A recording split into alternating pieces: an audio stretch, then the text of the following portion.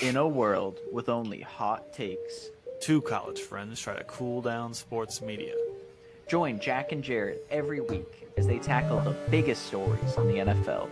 And give the reasonable football analysis you won't hear anywhere else. Welcome to 710 Sports.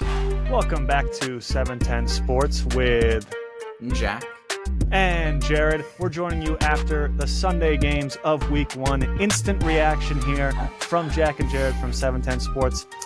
Awesome first set of games, including on Thursday, but just a great afternoon slate here. We're recording right before the Dallas Giants game starts, but we had an awesome slate of games this weekend. Jack, what did you think?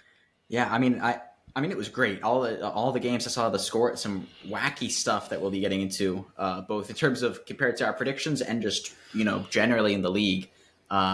You also get to see live emotional reactions. The fact that you get to see me watch the Patriots lose like that live, like minutes after it happens. Yeah, we're not going to be able to hit on all the crazy games and everything that happened. We won't, unfortunately, be able to talk about Tampa Bay Vikings. We don't have time for that, but that was a great upset. And just generally, we had great games. Raiders over Broncos as well. But what we are going to be talking about is we'll talk about the Patriots and the Falcons wins this weekend. I guess today, I should say. We're also going to be talking about the 49ers steamrolling the Steelers, as well as the same for the Browns steamrolling the Bengals. But first, let's not bury the lead. Maybe the most fun to watch game of the weekend, Miami versus the Chargers. We had Miami take them down 36-34 in the final seconds, actually coming up with a defensive stand for the first time in the game to stop the Chargers from getting into field goal range. And basically scoring a game winner. Miami holds up. They get the win. 234 yards rushing for the Chargers. They kind of got anything that they wanted offensively until basically that last drive. But let's not forget, Tua had 466 yards in the air, 3 TDs, and an int. So that's kind of the background if you haven't watched the game. But let me just start by saying that this felt all the way through just like a game the Chargers were going to lose. This felt like a very classic Chargers game. And it started, they were playing really well. They were playing better than Miami. Miami was turning the ball over. Tua had an int, had a fumble, and the Chargers were getting anything that they wanted on the ground. Austin Eckler, I think, had a 65-yard run, but it was tied up right before the half. I think it was maybe 30 seconds left or something. I think it might have been less than that, maybe like 20 seconds left. The Chargers score, they kick it off. Miami only has like 20 seconds and a timeout. They bomb one to the 50-yard line and use up almost all the time. There's 2 seconds left. They go for the Hail Mary pass. It doesn't get anywhere close to the end zone, but J.C. Jackson pass interferes, DPIs the receiver, which gets them into field goal range, and Miami ends up kicking a field goal with no time left at the half, going up 2017. And that was just one of those classic Chargers gonna charge, right? They're just gonna do what they have to do to lose every single time, right? And this is why I don't like them this year. It's why I didn't like them in the playoffs. But I will say, these defenses did not look great until really the last possession, where Miami got 2 sacks in the final set of downs on Justin Herbert. Before that, neither team had a good answer for what was going on. And I mean, Tyreek just got whatever he wanted out there, against the secondary of the Chargers. Kellen Moore, I guess, schemed up a pretty good game because offensively they did well. But frankly, I mean, this just came down to, the Chargers. They couldn't get it done at the end of the game. And even though there was mistakes on both sides, it just felt like, especially the way that Tua and Tyreek were playing, they were going to come up with the win on this one. What do you think, Jack? Yeah, I mean, this game really, I think, I also called it. I was cold on the Dolphins. I called them to win this game. Didn't think it was going to be like this. Didn't think it was going to be with a sort of offensive performance that Tua Tyreek put on. Obviously, not a lot on the ground game for them. Obviously, the Chargers are an absolute ton. But yeah, I mean, for me, that definitely, as an AFC East team, seeing the Dolphins put on an offensive performance like this is worrying. Is especially as someone who I don't want to say I was counting them out, but I kind of was. Anyone who's watched this podcast knows I'm the resident Dolphins hater as a Patriots fan. But yeah, this game genuinely worries me, having that level of offensive performance. Of course, the defensively does not bode well, especially for a team that I still thought had a pretty good amount of defensive talent to let the Chargers kind of walk all over them for a lot of the game. Is tough. But I mean, obviously, I think this is also I just didn't think the Chargers were going to have it in them to pull out of this game. So I mean, I definitely agree. That same sort of vibe. I got the same sort of vibe from what I was watching. It's funny. What you were saying. This is the reason I liked Miami last year before Tua got hurt. Is even their defense gave up 34, right? But even when there was only 20 seconds left at the end of the second half, it was like, oh, with this offense, you can score. And it's the way you feel about Patrick Mahomes. And I've always felt about Patrick Mahomes when they're down and they don't have much time left and they need to score. I know we didn't see it on Thursday, but that's how you feel, and that's how I feel about the Miami offense. And I mean, Tua looked incredible. He was just dropping bombs the entire game. They weren't particularly great on third down, I will say that. And they at one point in the game they were 1 for 6 on third down, and that's why they were losing for a while. But they did a little bit better. They only ended 4 for 9 on third down, whereas the Chargers were 9 for 15. The Chargers played a cleaner game offensively and ran the ball 10 times better than Miami, but Miami just beat them in the air. Tyreek Hill, 215 yards. 215 yards for Tyreek Hill. Unguardable. Tough. Completely unguardable. Yeah. Let's go to the kind of big shock of the 4 o'clock hour. Rams beat Seattle handedly. Wasn't exactly close. And I mean, I don't know. What I have on this one is, I got to be honest, guys. If you are watching and following along, I have Seattle going and winning the Super Bowl this year. This was a little bit concerning. Okay, it's concerning. I mean, you think that this Rams team has kind of been spent. They kind of invested everything on winning that Super Bowl, and we saw kind of what happened last year with sort of the lack of talent. Stafford, getting older and getting hurt. Well, guess what? He looked great today against the Seattle defense. With had a no ton Cooper of yards. Kupp. Yeah, with no Cooper Kupp, had a ton of yards, over 300 yards passing. And McVay just schemed up a fantastic game. And you got to appreciate that. Seattle had some injuries. I know Lockett went out with a head injury. And going into the game, I think that they had injuries. It's something that I wasn't really watching, and I guess I should have been a little bit more aware on. But that's really a huge upset. I didn't see really anybody taking the Rams in this game. What do you think, Jack? Yeah, this was not on my radar. I think, this game really makes it more interesting because a lot of people, us included, were kind of counting the Rams out for the season, let alone this game. Weren't thinking about them as much for the season. But Stafford comes back as a great game. Doesn't throw any touchdowns, but obviously gets them in position to run them in. 2 different receivers with 119 yards. And guys who you really wouldn't have heard of. I hadn't heard of Puka Nacua, or I think I had heard of Tutu Atwell. Maybe he was on the Super Bowl team, I think. But maybe. But not guys you heard. Not Cooper Kupp. Not Tyler Higbee, although he did get 50 yards receiving. I mean, this is especially when if the Rams defense was going to play and still have some steam left in the tank, that isn't shocking to me. If they still have Aaron Donald still on the team, stuff like that. The quarterback whose name is escaping me.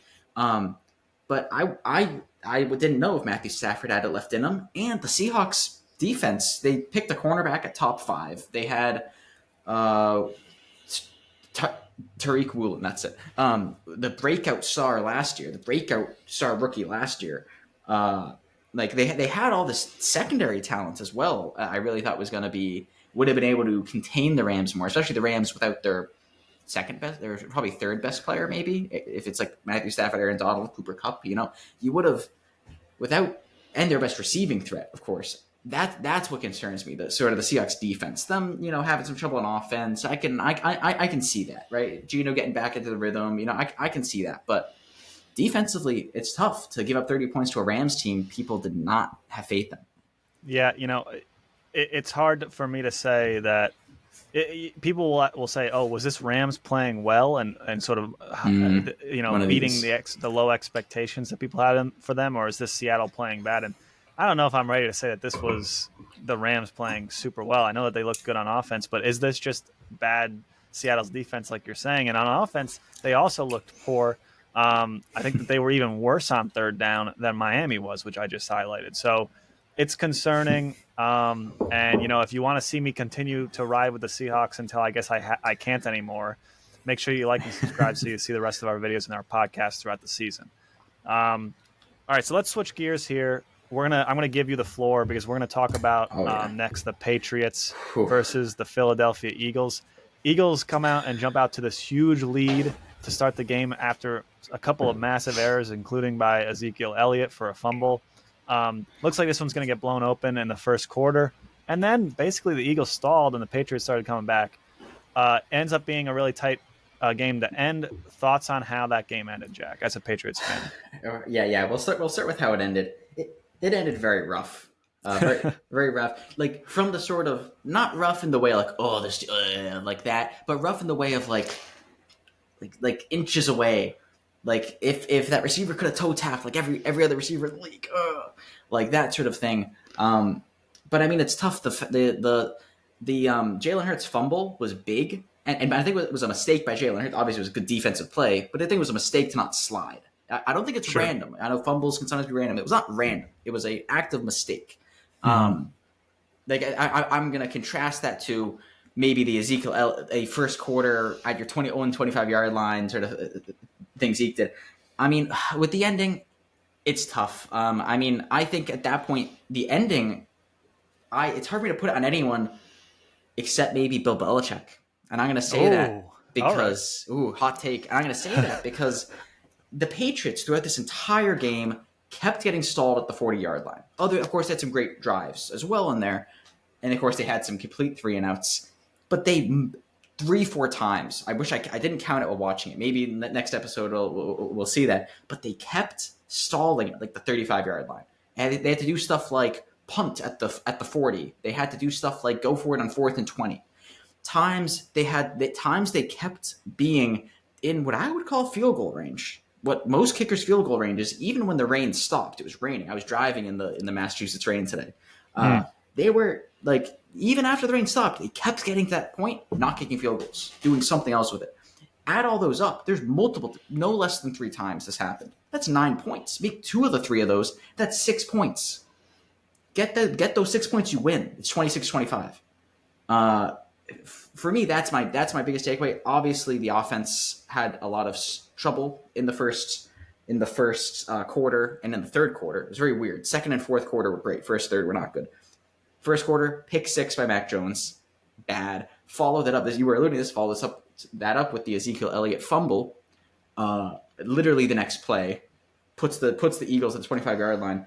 I believe that was the Eagles' only offensive touchdown. The only offensive touchdown the Eagles got the entire game was when they got the ball at the 25-yard line off of that fumble by Ezekiel Elliott. I may as well have said once in a blue moon when I say Ezekiel Elliott fumble. That is not a common occurrence. So for their only offensive touchdown to be off of that is somewhat troubling, I would say, for the Eagles. I'm surprised. Troubling for the Eagles / bodes very well for the Patriots defense. They let them get field goals a lot, some tough field goals. They again, they got a double doinker, not a double doinker. They just a single doinker, off the goalpost. Went in. Yeah, went in. They got a 56-yard field goal. The kicking for the Eagles was great, but the Patriots were not letting them get to the red zone very much. I don't have a stat on it, but they were not getting to the red zone very much, the Eagles, at all.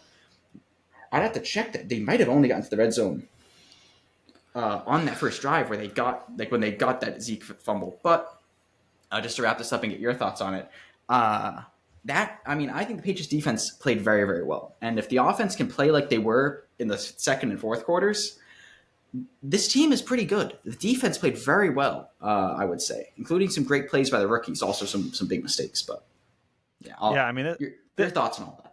I'm going to start with where you ended here with this sort of Eagles offense. I am a little bit concerned. I will say this kind of harkens back to the Eagles basically blew teams out to start in games last year, and they would go in the second half, and they just honestly didn't do as much in the second half because they would have these huge leads on teams. And so that kind of happened a lot. Not to say that they didn't also have close games that they won as well, but so that feels kind of familiar for this team. But I do also want to agree with you and highlight that, it's not like they don't have weapons on this Eagles team. Hurts obviously is an excellent quarterback. They've got Brown as a receiver. They have a good run game, but Patriots really stopped them, didn't really let them score much at all. And Yeah. I think that looks really good for the Patriots defense. I'm not Dallas sure. Goedert completely shut down. He got open multiple times, but completely shut down. Yeah, I mean, Patriots looked good defensively, which you said that was going to be the case. And you still were a little bit more concerned about the offense, but you liked that, obviously they were going to have an offensive coordinator that was an actual offensive guy with Mac this year. So it seems like, unfortunately, they had a couple of shots at the end of the game, and the offense could not get it done twice, kind of, right? And then they even get like you said, Jalen Hurts gave it back to him, and they still couldn't get it done, even though they got down into the red zone. That is tough. That's a tough one, Yeah, that was all that stuff at the end was tough. Last bit on this game, I'll sort of add was Patriots. I mean, the Eagles were 4 for 13 on third down, 0 for 1 on fourth down, and they got 130 less yards on offense than the Patriots. 130. Of course, they scored more, which is what counts. But I thought that was interesting. The Patriots. But what I'll say, last Patriots thought for some time here is that looking at if they play like they played against this Eagles team, looking at their schedule, I easily have them being 9-10 win team. 9-10 win team with them maybe getting 2 wins. Like I'm calling it. I looked at their games. If they lose to the Chiefs, they lose to. I called them losing to someone else, not in Cowboys. Lose to Chiefs and Cowboys and only win 2 divisional games. I could see them beating almost every other team on that roster. Of course, the Chargers played pretty well on offense, but on defense, Patriots match up well. Patriots beat the Chargers pretty well, at least against Justin Herbert. I don't think Justin Herbert's beaten the Patriots. We'll have to see. You've been ringing this bell for a week or two that the Patriots' schedule is not as hard as people make it out to be. But the division's so tough. So we'll see. We'll see. Let's quickly hit on the Falcons here. Falcons and Panthers. Fun little divisional matchup. I'll just start with saying I want to apologize. I made a joke about Desmond Ridder. I just want to say that, he played well. He played good. 15 for 18, 115 yards.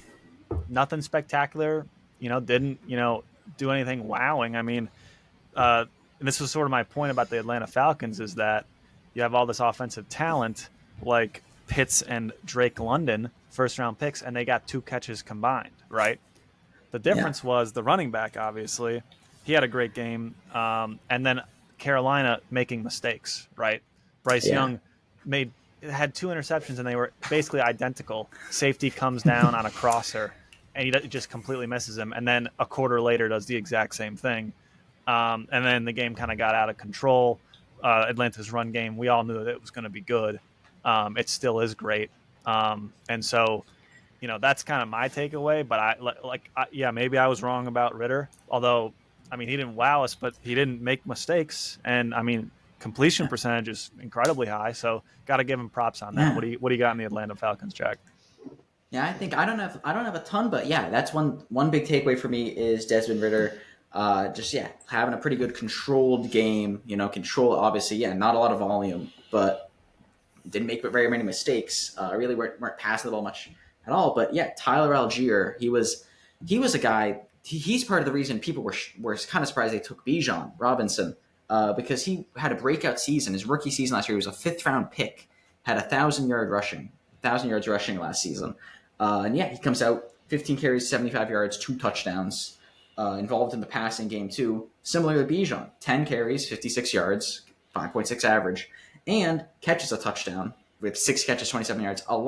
This offense was running through the running backs and on the ground and in the air.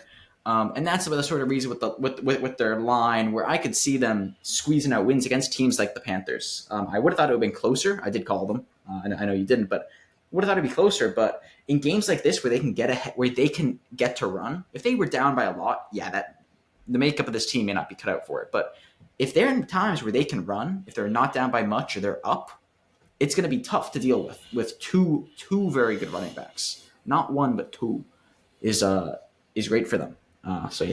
Yeah, absolutely. Not too much else there. Yeah, I mean, listen, if you guys want to hear us talk more about the Atlanta Falcons, definitely make sure you like and subscribe so you see the rest, of these videos where we follow not just Desmond Ridder, but all all the younger quarterbacks in that division. A lot of me whining about the Patriots, and also, yeah, Jack will be talking more about the Patriots, especially when they're losing. And when they're winning. So shout out. But yeah. Yeah, we're going to wrap up here talking about Browns Bengals. So sort of a shocker for a lot of people, although some online sports analysts did take the Browns, citing that they were 8-2 in the last 5 years. And I remember saying specifically we had a discussion about whether Joe Burrow was going to play, and I said I don't care if he plays. I'm taking the Browns. Browns defeat the Bengals 24-3. Some highlights here is that it was pouring down rain at one point. It was raining sideways in the stadium, and Joe Burrow had 82 yards after becoming the highest paid NFL player of all time. Isn't that kind of funny? Not something that is unfamiliar that we haven't seen before, but I want to just start by saying, obviously, I highlighted, as a prediction that the Browns match up really good against the Bengals. I also said that I don't exactly see all the talent on the Bengals team, and that I felt like they were kind of outplaying their actual talent and skill. Some of it just doesn't add up besides the Joe Burrow factor. But another thing that I really don't like about the Bengals is whatever they're doing on the coaching staff. I don't believe in Zach Taylor in the games, and this is another example of it. It's pouring down rain, and the Bengals offense is committing to deep down the field passes as if they're in LA, like the Miami Dolphins. Over and over and over again. It doesn't matter what the down and distance is. Joe Burrow is chucking the ball up to Higgins or Jamar Chase, right? Just to give you like the actual stats, Cincinnati, they went with 32 passes and 20 runs in this game, whereas Cleveland went with 29 passes and 40 runs, okay? And that's really the difference, is that now maybe Cincinnati doesn't have a run game, but that's clearly an issue, especially when you play in Cincinnati in the AFC North, right? Like, you're going to want to be able to feed Joe Mixon. Yeah. And I think Joe Mixon had like 4.5 yards a carry or something. Yeah, he averaged 4.3. Next guy was 2 for 12. And then the guy with 2 for 7, which are all respectable numbers. What are we doing? It's pouring down rain. And, Joe Burrow, throw it to the sideline, over and over and over again. And I just want to highlight, I think we've been clear about our feelings on a guy who's at quarterback for the Browns. He played awful. I mean, both these guys were playing in the rain, and Deshaun Watson played terrible, basically bounced past balls to guys the entire day. He got a little bit better in the second half. He did run in a TD. But he looked awful, and he was probably twice as good as Joe Burrow in this game. And that's telling you something, right? That's telling you something. Now, both these guys are getting paid huge amounts of money, and maybe it's the rain, whatever, but there was wide open guys for Deshaun Watson that he was just straight up missing. And they should have blown out the Bengals by even more than just 21 points. If he could have hit some guys early in the game, they could have blown it open to start. But, I don't know what's going on in Cincinnati. I didn't have him going in the playoffs. I still don't have him going in the playoffs. This just kind of confirms my feelings about the team going into the season. What do you got, Jack? Yeah, I would say two take is one of them. One of these things you just gave me the idea of. But yeah, I mean, the big thing for me was what you started getting at in there was the Bengals run game was decent. And that's the thing. Oftentimes, Joe Mixon's out there averaging, and their line and all. Obviously, it's not just him. He's averaging like 2.5 a carry. They're up. They can be up. They can be in it, and they're having chances to run, and he's averaging 2.5 per carry. Getting what was it 4.3 a carry.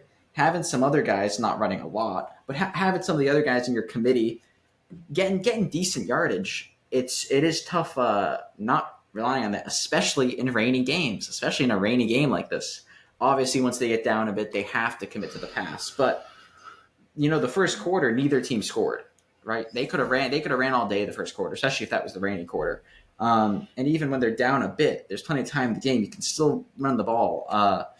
That is tough, especially in those conditions. So yeah, that's the big takeaway. Second thing is, the one thing I'll say is the Bengals did lose. I believe they lost the first game last season as well. It was that real nail biter against the Steelers where Burrow got sacked like 5 times or something. Or more than that, but like through 4 picks. They are known for a slow start. They are known for a slow start, and Joe has been out because of the injury, and so yes, maybe it's just another Bengals slow start, but you're right. I don't know. I recognize your views here. Yeah, we'll see. Now let's go to where I completely was wrong in my predictions. Went out on a limb and took the Steelers against the 49ers. Actually, I saw quite a few people taking them. I think the line was only 4.5 or something people like that. started, yeah, people online started talking about this. Yeah, so I mean, maybe it wasn't that crazy of a pick, but you know what? Now it looks like it was a ridiculous pick, right? Because 49ers steamroll the Steelers 30-7. I think I have that score right. That's right. Was not even close to. I mean, throughout the entire game, Steelers offensively had basically nothing, and 49ers did whatever they wanted in the pass game, in the run game, just killed them. So I'll start with sort of what I take away from this game. This started with the 49ers basically stuffing the run for the Steelers, right? This is one of those examples of they did not run the ball well at all against the 49ers, and they got out of it immediately. They said to themselves, I guess the game plan was, we're just running into nothing. We're losing yardage on these runs. Instead, we're going to say we're going to give it to Pickett and let him cook, right? Which maybe, I mean, I'm not sure if that was the best decision either, because he threw a couple of picks, didn't look very good at all. There was a lot of hype going into his second season, especially considering how good of a preseason he had. But preseason, I guess, doesn't mean much. A lot of people could have told you that. But yeah, they stuffed the run game, and now Pickett throws 46 times, right? It's not a good recipe for the Steelers. Even though I like the Pickett-Pickens combination and I like their receiving core, we got to get Najee Harris going, and 49ers shut that down. And then on the offensive side, I mean, you name it. What do you want? Most importantly, McCaffrey ran all over them. They were getting 5.5 yards a carry. They had almost 200 yards in total rushing against the Steelers defense. This is a lot more concerning to me. I know that the offense isn't the strength of the Steelers. I had them going into the playoffs, and I like them going into the season. But the defense, we know the 49ers are sort of an OP strong team, but they didn't look good at all. The Steelers defense didn't look good at all. It's the secondary. They didn't really get pressure on Brock Purdy. And then just to finish off, I mean, Brock Purdy. I mean, I thought he might be a little rusty with the elbow. Looked fantastic. Just like last year, picked up right where he left off. What do you got, Jack?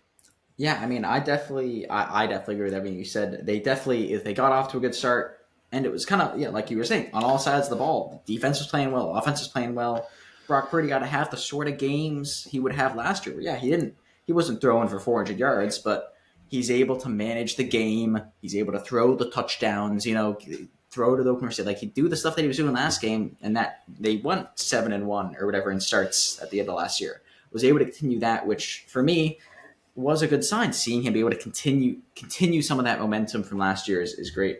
Christian McCaffrey averaged 6.9 per carry, 22 rushes, 152 yards. Obviously on the team as a whole, it wasn't that high. But what is also a slight sort of side note for any, I don't know, prop bet enjoyers, sort of defensive player of the year, that stuff like that. TJ Watt did have 3 sacks this game.